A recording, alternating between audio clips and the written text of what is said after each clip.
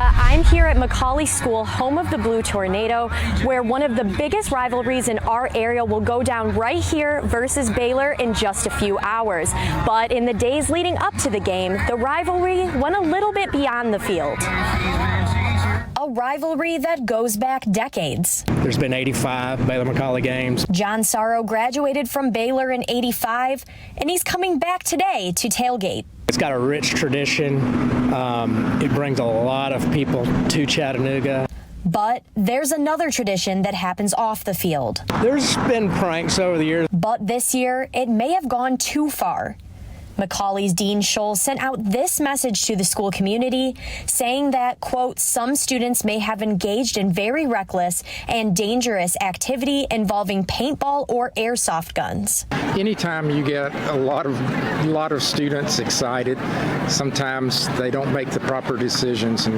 Chattanooga Police say they've been getting calls about the students from the two schools clashing all week, but haven't made any arrests. We've had a couple of boys that we've had to deal with, but for the most part, they've expressed their spirit in the way they should, like you're hearing. John said a similar message was sent out at Baylor, advising kids to act appropriately. Be respectful, be respectful, be clean, support your school, but good sportsmanship is a big part of what both these schools are all about. Now, Baylor wouldn't tell us how they may have handled any student behavior, but McCallie's note said that any student caught engaging in this kind of behavior could be suspended. And there has been a long history there of things happening around this game. Just last year, an incident where 2 pigs were dumped on Baylor's campus. That was October of last year. Hamilton County commissioners are looking at 5 different redistricting maps. Now, they say all of this is because of the new census data. They range from keeping the current 9 districts to expanding to 15 districts.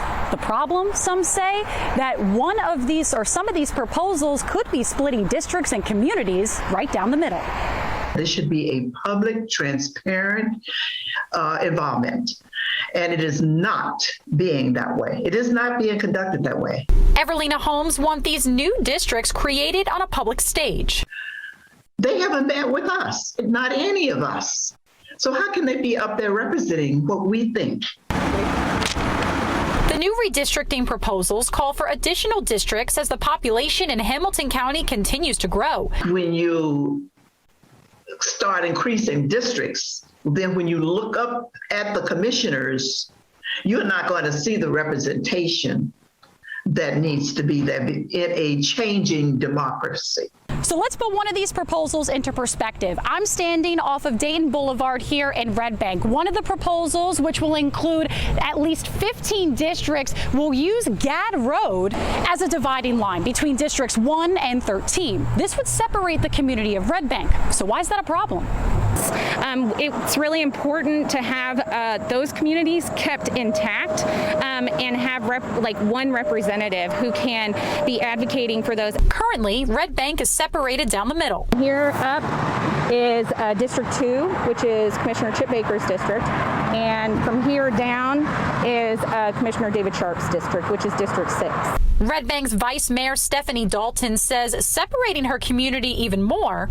We will be splitting up our school system even beyond what it is now, and